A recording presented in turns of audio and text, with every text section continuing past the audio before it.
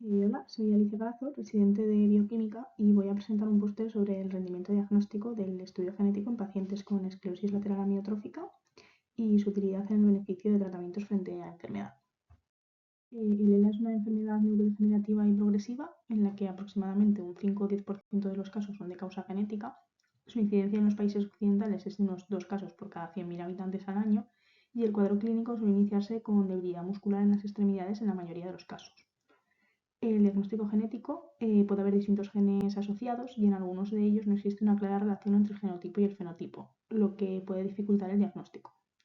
Con la llegada de terapias génicas y nuevos tratamientos, cada vez se va a hacer más imprescindible el diagnóstico genético para poder identificar a los pacientes que puedan beneficiarse de estos tratamientos. Y a raíz de esto se ha aprobado y financiado recientemente en España un nuevo fármaco, que es el Tofersen, que es un oligonucleótido antisentido que se une al RNA mensajero del gen SOD1 y va a provocar su degradación. Por tanto, esta terapia va a estar dirigida a pacientes con variantes patogénicas o probablemente patogénicas en este gen. Y por ello hemos evaluado el rendimiento diagnóstico del estudio genético y su utilidad para identificar a los candidatos que puedan beneficiarse del tratamiento.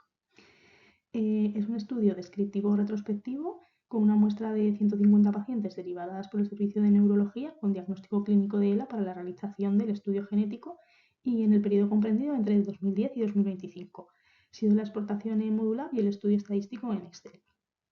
Para el diagnóstico genético de ELA se realiza un estudio secuencial con una primera prueba mediante el estudio de la expansión de un hexámero en el gen C9orf72 mediante TP-PCR, de manera que se considera normal de 1 a 20 repeticiones y patológico con penetrancia completa con más de 60 repeticiones, habiendo entre medias otros estados intermedios.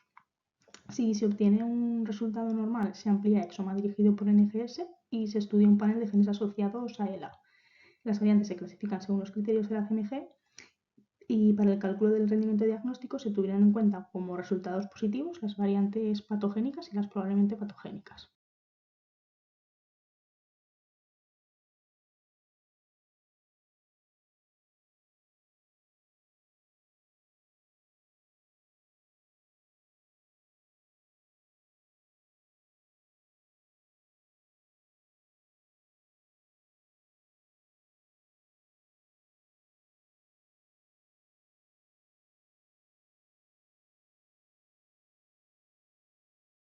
En cuanto a los resultados, el estudio de expansión se realizó en 150 pacientes y se identificaron 10 expansiones patológicas. Se amplió el estudio a exoma dirigido en los 140 pacientes restantes, que se identificaron 11 variantes patogénicas y 3 probablemente patogénicas, que supone un rendimiento diagnóstico del exoma de un 10%. Además, se identificaron 17 VSIs. En el gen SOD1 se identificaron una probablemente patogénica y 3 variantes patogénicas, que suponen un 2,7% de los casos de pacientes con diagnóstico de ELA que podrían beneficiarse de la terapia actual.